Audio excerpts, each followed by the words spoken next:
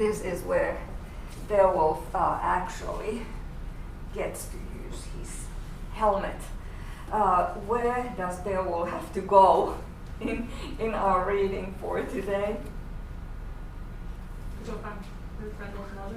Yes, because basically what we have, this whole story is divided into three kind of segments. So you said three different antagonists. What is an antagonist? The opposite of the protagonist. Exactly, the opposite of the protagonist, and the protagonist is the main person. Antagonist is often the enemy, or someone who kind of like makes the plot more complicated. So the first enemy, the first antagonist, is of course Grendel, and Grendel's dead now, but we live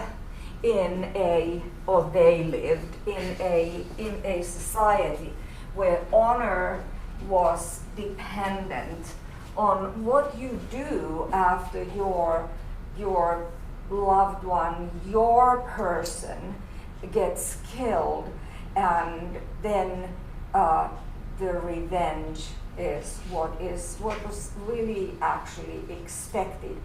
It is interesting that people in Herod, they got together after Grendel is dead, after Grendel is mortally wounded. They know that Grendel is going to die because they've got Grendel's arm there. They know that there's no way that kind of blood loss is going to make it possible for Grendel to survive. So Grendel leaves bleeding, going somewhere. They don't really know where he's going, but they know we've got his arm and part of the shoulder. He's gotta be dead. But they don't think about the fact. They start feasting. They don't think about the fact that, of course, if he has his people, they are going to want to revenge his death, right? And the person who then is going to revenge Grendel's death is Grendel's mother. So this is the second antagonist. Does Grendel's mother have a name? Not that I can see. No, but he has a lot of epithets. She has a lot of epithets. She's been referred to as all kinds of, very many different ugly terms, and yet you kind of have this sympathy. His son had been murdered, albeit the son being a murderer, but her revenge, it was kind of understood very well. Nobody's like, why is this woman coming after us? Of course she's coming after us if that was his son who was murdered. So we've got these two fights that Beowulf has to engage himself in. He came to kill Grendel. He didn't come to kill Grendel's mother, but he is drawn into that action as well. Then the third antagonist will be when he goes back to Geatland, the land of the Geats or Geats or Goths, and there's a dragon waiting for him to show, what a good warrior he is. But this happens like 50 years later. He rules as a king of the Geats, and then he has to kill the dragon. But we are not there yet. So let's talk about Grendel's mother. So this basically it starts from page 93. Grendel's mother is taking up the feud because of last night when you killed Grendel, wrestled and racked him in ruinous combat. Note, by the way, about the style of the poet, what is very typical of Anglo-Saxon poetry, and we don't see this so clearly in the translation, in any translation, but in the original there is a lot of alliteration, right? What does alliteration again mean? When words start with the same letter or sound at the beginning. Yes, words close to each other starting from the same sound. They may sometimes be different letters, but the same sound. And another typical feature of Old English poetry is so-called apposition, which means that you use different phrases, circumlocutions, to refer to the same person. So if you start looking for how Beowulf is referred to, Beowulf itself initially being a circumlocution, the wolf of the beast, which means bear, and then how people refer to how the poet refers to King Hrothgar, for instance. There are a lot of ways to refer to those. So okay, so Grendel's mother comes after his kinsman is dead, driven. This is on line 1340 on page 93. This force for evil, driven to avenge her kinsman's death. And this is an understood part of that society.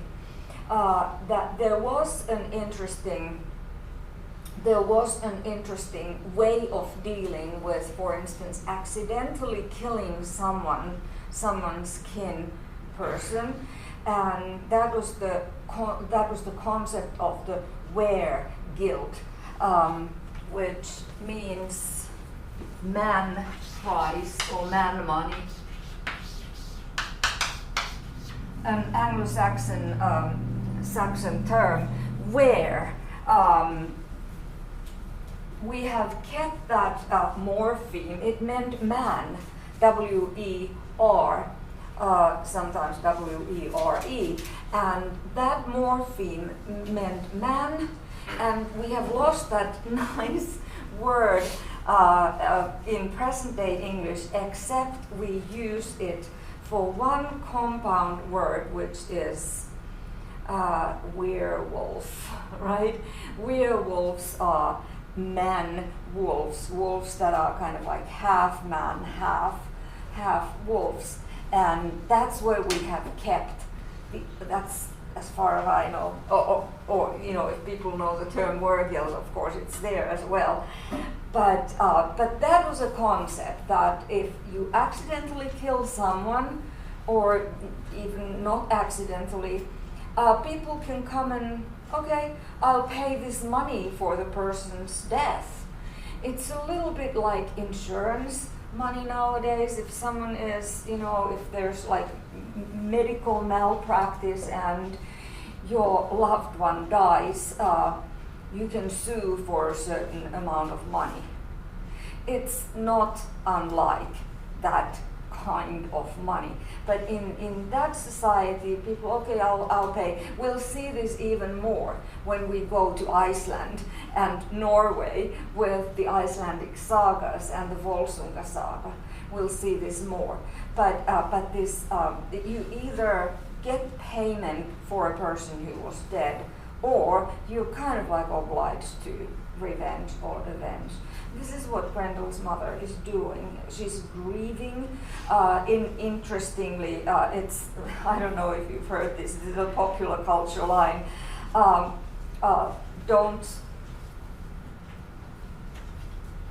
Don't complain, I don't remember how it goes, don't complain, get even, something like that. So Grendel's mother is trying to get even, and then Beowulf is trying to get even, and of course this is not a peaceful way of looking at things. We should kind of like our culture, you're not supposed to do that, except in gang, the world of the gangs. You often hear, you read in the newspapers, this was a gang-related shooting, and very often that's because something happened, and then you avenge, and this has a long history. Okay, so driven to avenge her kinsman's death, and then interestingly, they start talking about what is out there. So Grendel is dead, and that's hugely wonderful. However, what else is out there in the forests, in the bogs, in the surrounding area around Herod Hall? And they start talking about these folklore monsters that they had heard about. And it is kind of creepy. On page 95, I have heard it said by my people in Hall, counselors who live in the upland country, that they have seen 2 such creatures prowling the moors, huge marauders from some other world. One of these things, as far as anyone can discern, looks like a woman. The other, warped in the shape of a man, moves beyond the pale, bigger than any man, an unnatural birth, called Grendel by country people in former days. They are fatherless creatures, and their whole ancestry is hidden in the past of demons and ghosts, and going ultimately all the way to the biblical Cain, right? So they have these creatures there, and of course now they're starting to think that what's going to happen next. We have celebrated, we have slept, we think the work is done, and now Grendel's mother comes. What does Grendel's mother do first when he comes to Herod Hall? What does she do? She kills the king's advisor. Exactly. His name is Ashhere, and he's gone after Grendel's mother comes. So.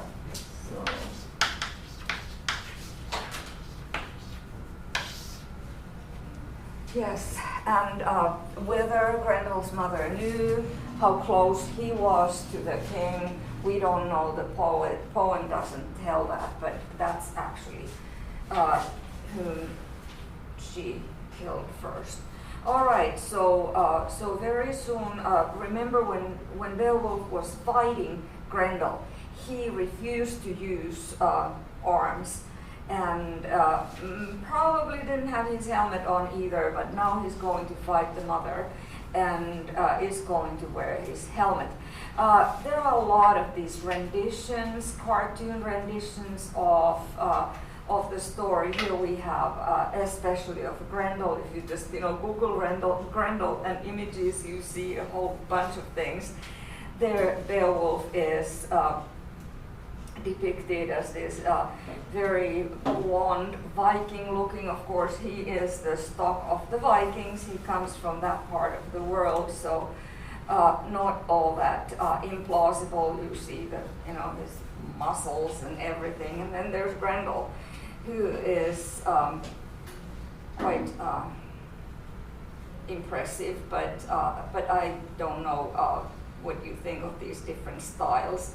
Here's another Grendel. They refer to Grendel's nails as talons. It's like this connotation with animals, like hawks and eagles have talons, and he has talons as well. This is one of those, what do you call, action figures, cartoonish, very different kind of a rendition of Grendel. I kind of prefer to close my eyes and imagine what he might have looked like, and you can't get a picture, but it's scary, right? That's the whole point. This is again another rendition of Grendel, an artist's rendition carrying these skulls as trophies. Here's a very different kind of one he has, but this gives this kind of focuses on Grendel's huge size, that he just has like a little puppet a soldier lifts above him, and this is someone that Beowulf actually killed, so quite a Beowulf. This is Grendel walking on those moors around Herod Hall. You can see his feet animal-like, so you have kind of like this combination of human and non-human, kind of a monster. But you can see that there's that kind of loneliness in this artist's rendition, and this, I think, is an impressive picture. You can see his arm has been ripped off. You can see his talons, here his long nails, but there's something fundamentally more human about this rendition than in the others. He's leaving Herod Hall, which is in flames partially, and yet you can see he's in pain, but he's been in pain all his life. So it's like this living hell for him, and now he knows he's gonna die. Anyway, it's interesting to look at these different kinds of views of Grendel in art. This is somehow more touching to me than the Avenger figures, the action figures that we see. And this was we looked at this last time here. And I put it there, I re-uploaded it on your website. If you just go, as I mentioned last time, there are 4 folders. The first, the videos, everything is under course content. Then 4 videos. You've got Beowulf first, then Volsunga Saga, the saga of the Volsungs, then the Icelandic sagas, and then the Kalevala. So I'll put the stuff related to all those within those 4 folders, so you'll find this. Then let's talk a little bit about what happens when Beowulf and his men leave. Okay, Grendel's mother has come there, and obviously she needs to be killed because she took Ashere, and Ashere is an important guy.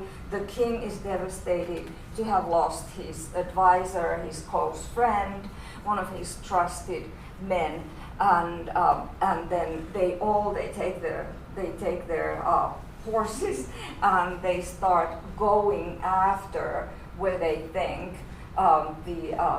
Grendel's mother lives. And where does she live? Under the sea in a mere, which is the same as, sea or lake or water, and she lives there.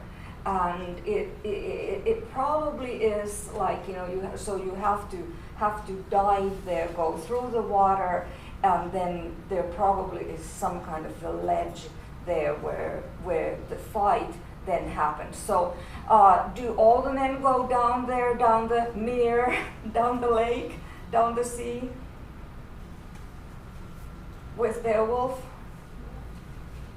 They go with Beowulf, but they don't go further. He is going to face the monster mother alone. But before he goes there, he puts all his fighting gear on, and this is kind of significant from the point of view of the poem. You remember Unferth, who was one of the men there in Hrothgar's castle. in Herod Hall. And what do you remember of Unferth? He tried to say that talk about something Beowulf did in the past and tell a different version of it. Yes, he told his version about Beowulf's Swimming contest. swimming contest with Brecca. Yes, and we can see immediately that this is a person who is jealous. So we have a lot of motivation provided in the poem by jealousy. Somebody is jealous, and Unferth was jealous of Beowulf. So we have this background. They have had Beowulf kind of like put him to his place, like, you know, this is my version of, this is the truth of the story, and don't try to, you know, make me look bad. I may not have won Brecca, but I won all these sea monsters that I killed on my way to what was essentially the land of the Finns. So we have this as a background, and then we get Unferth goes with the other thanes, the other soldiers, the other men of the king, and Beowulf, specifically Beowulf. Herod goes there, Hrothgar goes there as well, and they are at the kind of like at the place where the sea begins, and they're looking down there, and it looks really gross. What is the sea full of? Reptiles. All kinds of snakes and monsters and lizard-looking things, and that is where you have to plunge in order to get to Grendel's mother's lair. So another way of kind of like demonizing, making her less human. So here, and another item lent, and this is from a different translation, and another item lent by Unferth at that moment of need was of no small importance. The Brehon handed him a hilted weapon, a rare and ancient sword named Hrunting. The iron blade with its ill-boding patterns had been tempered in blood. It had never failed the hand of anyone who hefted it in battle, anyone who had fought and faced the worst in the gap of danger. This was not the first time it had been called to perform heroic feats. An important thing is that swords in Beowulf and in other Nordic myths, they often have names. So here, if it's an important sword, it's got a name, and this is an important sword because the person who has used it in the past has always won. And now we have a situation where Unferth gives this sword that is going to be kind of like a guarantee of Beowulf's winning the battle against Grendel's mother. That's one interpretation. Even though, where would Unferth's jealousy have gone? So we don't really know what's gonna happen here, except that you read it. So the sword's name is Hrunting, and he loans it to Beowulf. So, but is he going himself to help Beowulf? No, nobody's going. No, Beowulf is alone. Beowulf is like, if you remember back, we have made these parallels of Beowulf being like Jesus. Beowulf is going to this trial all alone. This is a picture, a rendition of an imaginative rendition, obviously, of Hrunting. So it had these inscriptions in runes and everything, and it was a beautiful, beautiful sword. But Beowulf is going like Jesus in the Gethsemane gardens, praying before getting crucified. He knew he's going to be getting crucified, so Beowulf is going along. He didn't get crucified this time yet, but it was not because he had Hrunting. Unferth's sword did not help actually Beowulf in that, but Beowulf never complained about it. So okay, what are the artists' renditions of Grendel's mother? I think the picture on the right-hand side is a little bit too beautiful. There's something eerie about this woman, though, and I don't know what your mental picture about her is, and maybe best to keep her as vague. But the one on the left is that ugly, taloned woman who came to eat more of Beowulf's or Hrothgar's men. But you can kind of see the different renditions. This is, of course, very Hollywoodized. But so is the other one.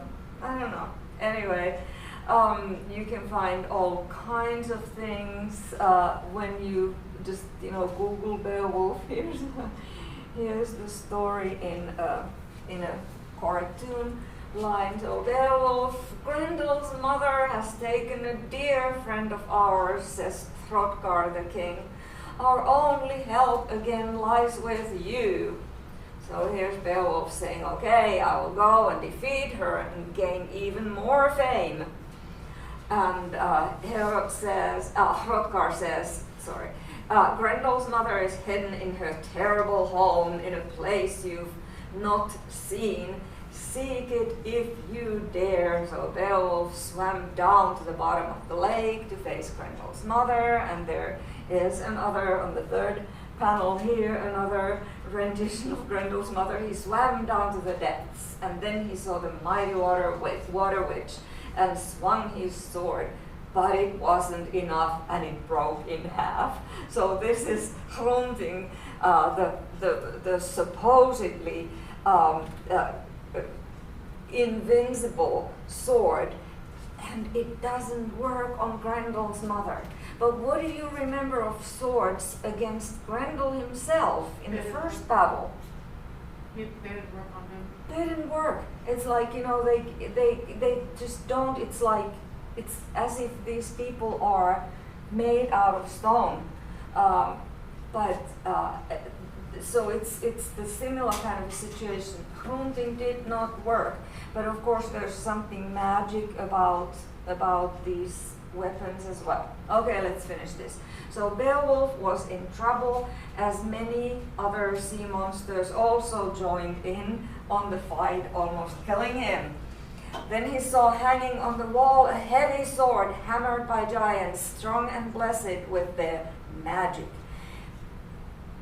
Remember when during the first lecture we had that hero's journey, that there is a confrontation, and there may be magic, supernatural help. Now this is where Beowulf gets supernatural help.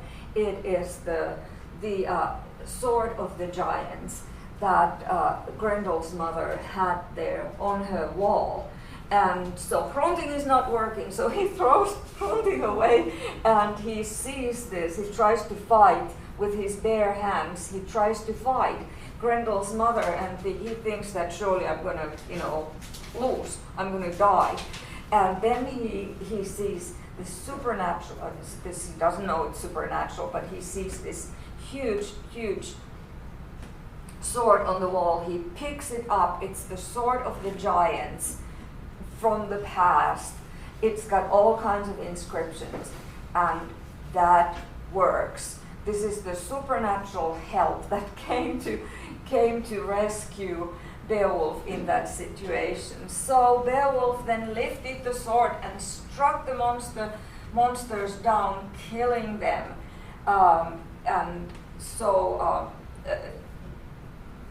He hits Grendel's mother on her neck. We don't know if her head comes off, but anyway, kills him with that magic sword of the giants, and kills all the sea monsters. And Beowulf then hunted down the already dead body of Grendel, and then struck off his head with a single blow. In needs to bring back the trophy. It's a little bit vain on his part, perhaps, but maybe he has deserved that kind of vanity. So he takes Grendel's head, and of course this is a huge head because Grendel was huge. So he doesn't take anything. There's all kinds of treasure in Grendel's mother's lair, but he's not interested in that. He takes the sword, he takes Hrunting back, and he takes Grendel's head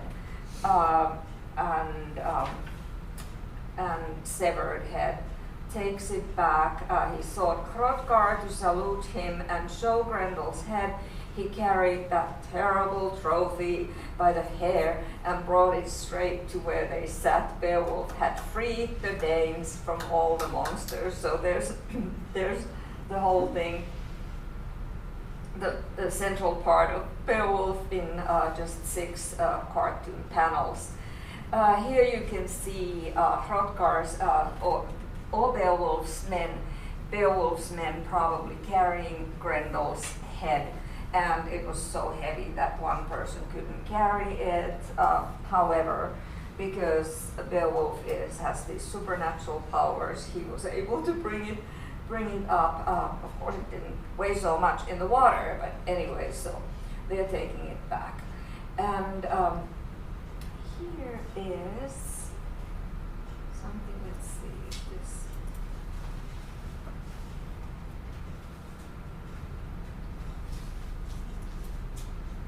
this works. If it works good.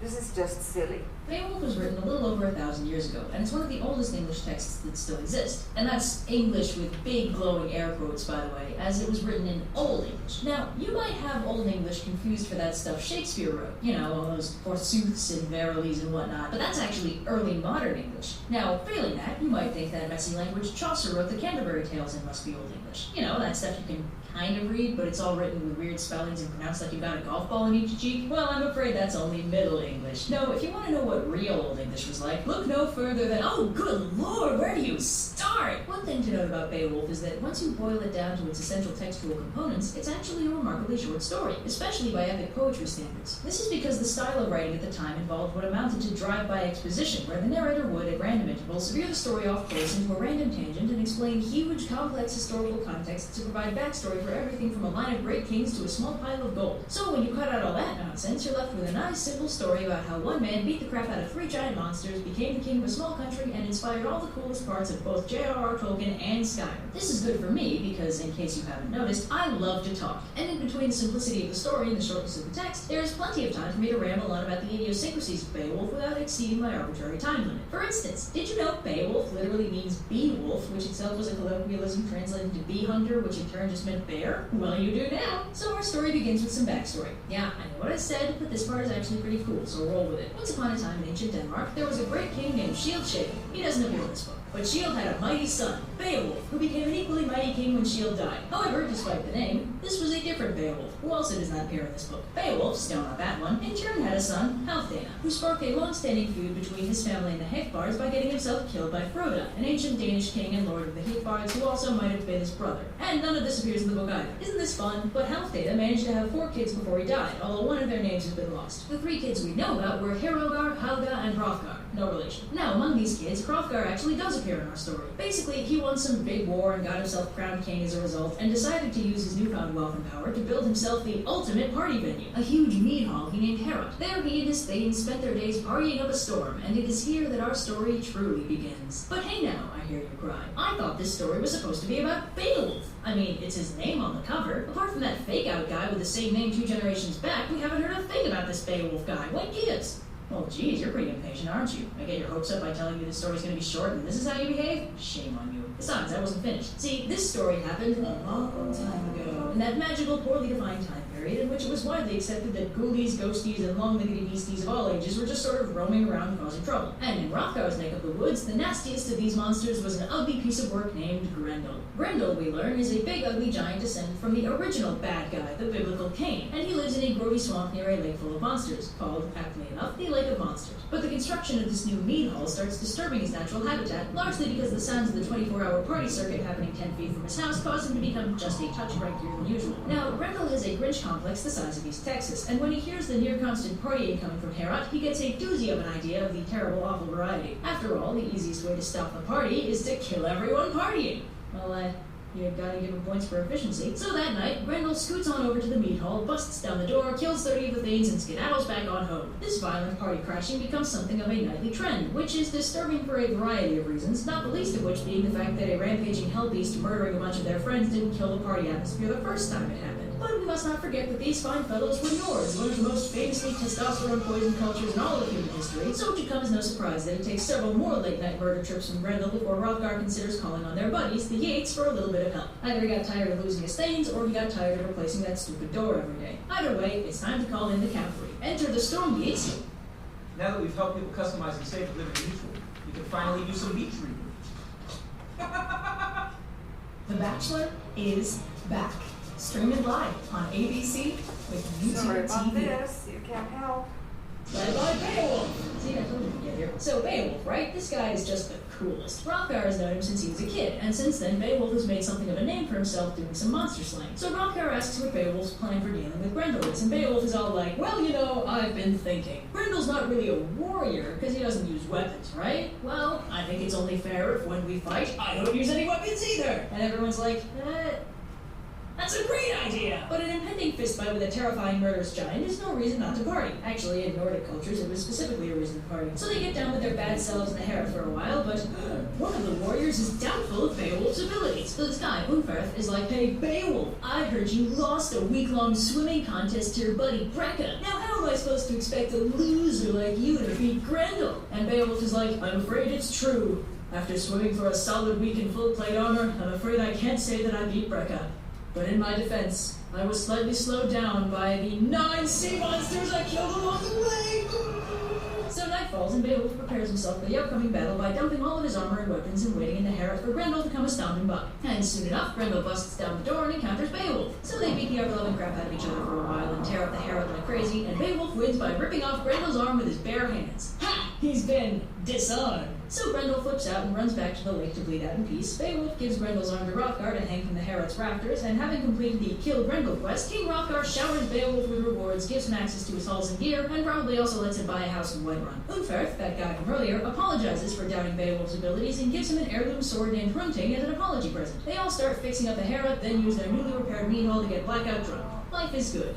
Until Grendel's mother storms into the hall, murders Hrothgar's trusted advisor, grabs Grendel's arm, and vanishes into the night. So Hrothgar sends Beowulf to track down Grendel's mother and avenge the murdered thane, Ashera for those of you who care, and Beowulf starts hunting her down. They track her through a variety of cartoonishly evil locations and end up at the Lake of Monsters, where they find Ashera's head along with a veritable menagerie of sea monsters. Beowulf prepares for battle by putting on his heavy armor and cannonballing into the lake to confront Grendel's mother, who lives at the bottom. For those of you concerned with his well-being, don't worry too much. Beowulf's lungs are the size of train cars, and the solid day it takes for him to hit lake bottom does little more than bore him. But his boredom is soon over, since as soon as he gets close to the bottom, Grendel's mother ambushes him and drags him into her cave, which is actually a pretty nice locale. Anyway, they do glorious battle, but Beowulf's sword Hrunting utterly fails to hurt her in any way, so he resorts to his tried and true method of using sick nasty wrestling maneuvers. Unfortunately, Grendel's mother finds this effort utterly unimpressive and just starts trying to stab him a whole bunch. But luckily for Beowulf, Grendel's mother has a bit of a hoarding problem, and her cave is absolutely full of nifty magical weaponry. So he grabs a shiny looking sword that turns out to be super magical and manages to kill her with it. Then, after some searching, he finds Grendel's corpse and decapitates it to bring his head back as a present for Hrothgar. Funny story about that. As it turns out, both Grendel and Grendel's mother were totally immune to mortal weapons, but that sword Beowulf grabbed had been forged by giants and was thus capable of hurting them. Why Grendel's mother kept the one thing capable of killing her within arm's reach is probably the subject of much scholarly debate. Unfortunately, this kick-ass magical sword appears to have been one use only, since after Beowulf uses it to decapitate Grendel, the blade straight up dissolves. So Beowulf swims back to the surface with Grendel's head and the sword's hilt, both of which he gives to Hrothgar. He's showered with gifts again, partying happens, etc., etc. Then, Beowulf and the Geats, having done all the monster slaying they felt obligated to do, sail back to their homeland, where Beowulf presents their king Healak with a bunch of treasure and is lauded as a great Last hero. part. As thanks, King Healak gives him a fancy sword, a bunch of land, and a really nice house. My god, this is Skyrim. But before we go any farther, let's talk about that one-use-only sword, because it's actually really interesting. So first of all, the hilt is carved with vaguely biblical scenes about how the giants were wiped out by the Great Flood in an effort by God to wipe out all evil. The hilt is also covered in Norse runes, implied to be some kind of magic, which is interesting, because traditionally pagan magic and Christianity didn't exactly get along. And the other cool thing about this sword is that it was described as Damascene.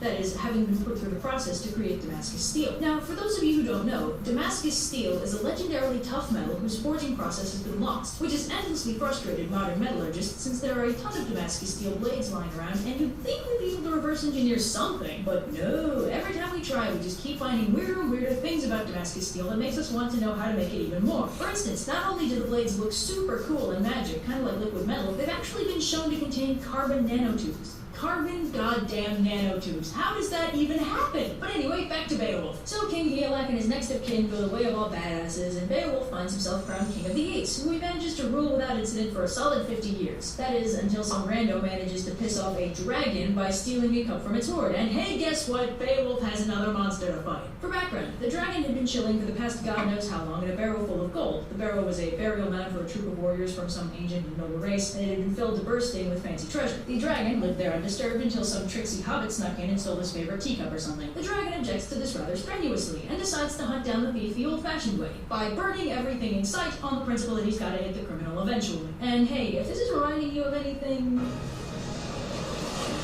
yeah, that isn't a coincidence. Tolkien was a fan of the classics, but the dragon pisses off the wrong Geat when he torches Beowulf's house, so Beowulf does his thing and decides to challenge the dragon to single combat. So Beowulf and his 12 backup dancers go track down the dragon, bringing with them both the thief and the stolen shiny thing. Now, you might think that using weapons to kill a 100-foot fire-breathing hellspawn could be considered poor sportsmanship, but Beowulf acknowledges that trying to barehanded wrestle a goddamn dragon might not end well for him. So he brings that fancy sword Healak gave him. It's called Nailing, it's an heirloom, and it's shiny as hell. But that doesn't matter for very long since it snaps in half 3 seconds into the fight. God, they go through swords like coffee filters around here. So the majority of Beowulf's posse bails and skedaddles into the woods, all except for one, a bloke named Beowulf, one of Beowulf's kinsmen, who couldn't stand idly by and watch Beowulf be mildly inconvenienced by a tidal wave of hellfire. So Beowulf rushes to Beowulf's aid just in time for the dragon to get in a lucky hit and bite Beowulf clean through the neck. Now, you might think this would be a problem for Beowulf. Well, if you haven't been paying any attention, of course. Nah, Beowulf uses this opportunity to go for his dagger, while Beowulf manages to find a soft spot in the dragon's armor and gets in a hit, whereupon Beowulf finishes the job with his trusty knife.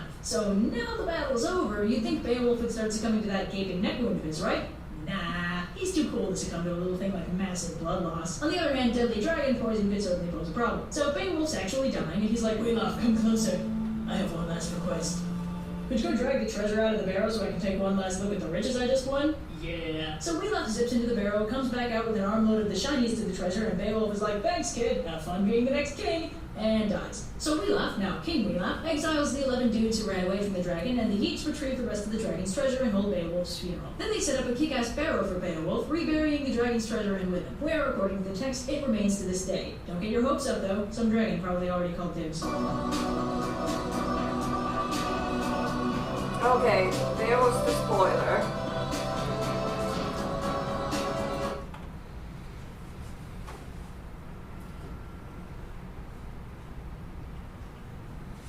Now you know what's going to happen. Why do we stretch this over 2 weeks? Because you can actually just watch this cartoon 5 or 10 minutes. Anyway, so it was kind of like a summary of what you've already read and a little bit of a projection and that spoiler of what's going to happen, because this third, now we can probably turn the lights on. The third fight is still to come, and that is a different fight, because in that fight, Beowulf actually gives his life for his people. So here we have a little bit of a biblical correlation there. All right, so what do you think is the significance if we go back to where Beowulf has not dived inside that lair where the mere where he then finds Grendel's mother. He's standing there with his guys. Hrothgar is there. Unferth gives the sword. What do you think of that? You know, he gives the sword, but he is not going there. Nobody else is going there with Beowulf. And they probably were realistic about it, that Beowulf is the only one who can kill Grendel's mother because of his strength and other qualities, which are kind of like, you know, borderline supernatural. Grendel's mother was also big. It's interesting how they refer to her as, you know, as a large. Like Grendel was almost like a giant, she was almost like a giant. They refer to her at one point as an Amazon and Amazon-like person. So Unferth gives the sword. Hrunting, do you think Unferth knew that Hrunting is not going to be able to kill Grendel?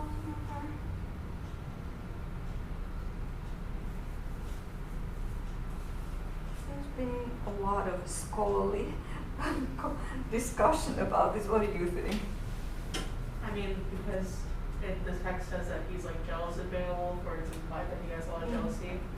It's possible that he didn't know, or that he did know and wanted Beowulf to fail, especially since Beowulf like called him out and made him look like a liar in front of all his people. But it's also possible that he wanted him to succeed. Wanted him to, and it's typically said that this was like, okay, we're friends now. Here's good luck to you, but we don't know. And of course, sometimes it may have been like a, you know, double motivation for Unferth. That okay, I look really good if I give this, but I may not even be conscious about the fact that I know that, because, you know, swords didn't work against Grendel. Why would they be working against Grendel's mother? And yet there was it introduces this interesting kind of like ambiguity here about Unferth's motivations. All right. So, what kinds of observations? What do you think of this part of the story? Was it? It's relatively readable. Yeah. So, what do you think? They insert these. Then, of course, you know, they come back and you start another feast, because another enemy has been eliminated, now Grendel's mother. They have another feast, and they have these talks and stories there, right? So that was, you know, part of the culture, that you tell these stories, and sometimes it's kind of like, oh, what is the point of this story? Our edition is kind of nice, because it gives on the margins. It gives a little bit of a synopsis of how this relates to the story. Why the Beowulf poet would have included it. Of course, it gave an accurate description of how people had these feasts. And as we mentioned, like last time we mentioned, that we still, you know, when we're celebrating something, you still have, you know, you have songs, you have poems being read, and so on. So we are continuing this culture still. And the margins usually give some kind of an explanation. Like, for instance, on page 117, Hrothgar is speaking. Hrothgar's address to Beowulf, and he's praising Beowulf on line 1700, 1, 2, 3, 4, 5. In all things you are even-tempered. Beowulf, my friend, your fame has gone far and wide. You are known everywhere. In all things you are even-tempered, prudent and resolute. So I stand firm by my promise of friendship we exchanged before. And then he contrasts Beowulf, who is this, like, a perfect person, and he contrasts, Hrothgar contrasts this with King Heremod, who was an earlier king. And Heremod was different. The way he behaved to Edgewar's sons, his rise in the world brought little joy to the Danish people, only death and destruction. He vented his rage on men he caroused with, killed his own comrades, a pariah king who cut himself off from his own kind, even thought Almighty God had made him eminent and powerful and marked him from the start for a happy life. But a change happened. He grew bloodthirsty, gave no more rings to honor the Danes. He suffered in the end for having plagued his people for so long. His life lost happiness. So here we have a description of a bad king, and of course Beowulf, for these things that he has done, he's kind of like building his curriculum vitae, his CV, his resume, that I've done all these things, so maybe I could be considered to become a king, and that's what actually happens. And this is what Hrothgar, his father's good friend, predicts, that Beowulf will become a king after the current king Higelac dies, and that's referenced here too. And also like on page 121, it's lines 17, 59, and 60. Choose, dear Beowulf, the better part, eternal rewards. Do not give way to pride.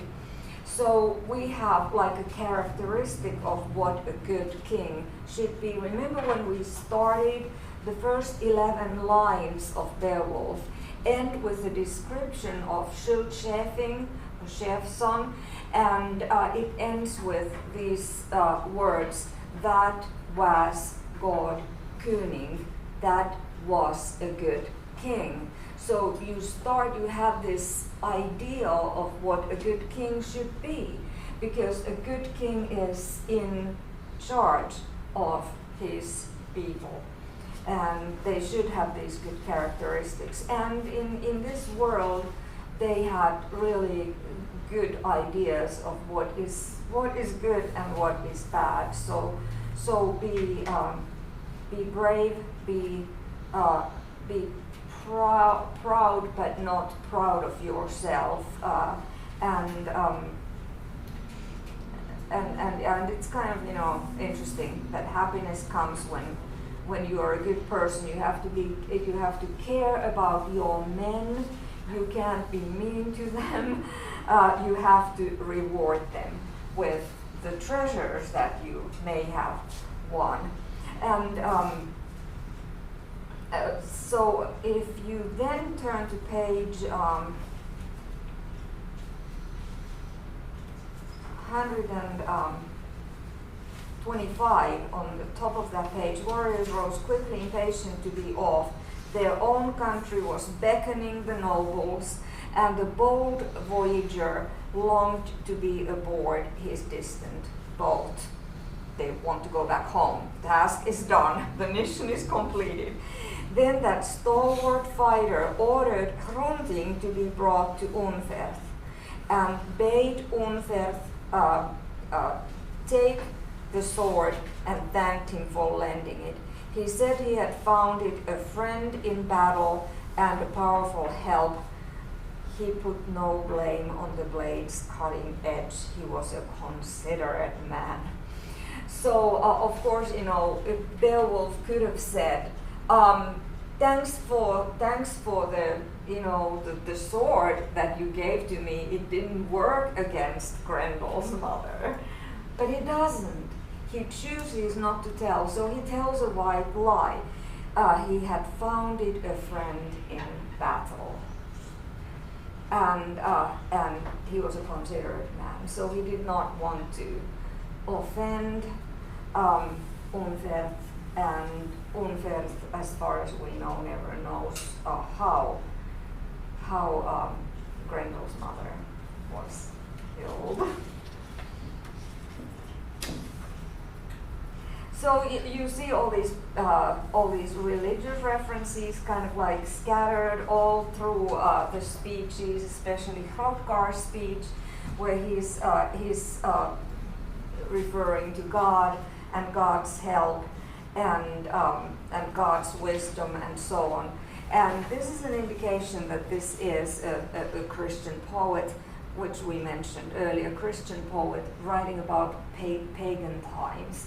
And in that silly cartoon, or the little cartoon film, they also point out that you have like a sword that is going to be fighting for God, but then it has pagan inscriptions in runes. So you've got the mingling of cultures, and this is what always, of course, happens when cultures come into contact. You draw features from all of them. Okay, do you have anything you would like to discuss here? So Beowulf takes his men, they get back to their boat, they get a load of treasures from Hrothgar as thank you for a mission accomplished, thank you for killing our enemies, and they sail back home, and then they come there, and now there is the king Higelac,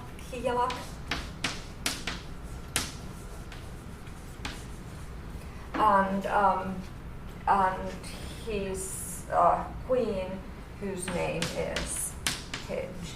And we mentioned that Higelac is thoughtless, and Hygge is thoughtful. So we've got a couple here. Higelac is not a bad person, but he makes quick decisions, and we'll see how that goes. Okay, so let's finish here, and we have the rest of this to cover, and we'll do it on Thursday. Then we're done with our first book. And thank you very much for reading so well. And see you later. See you next week. Thanks.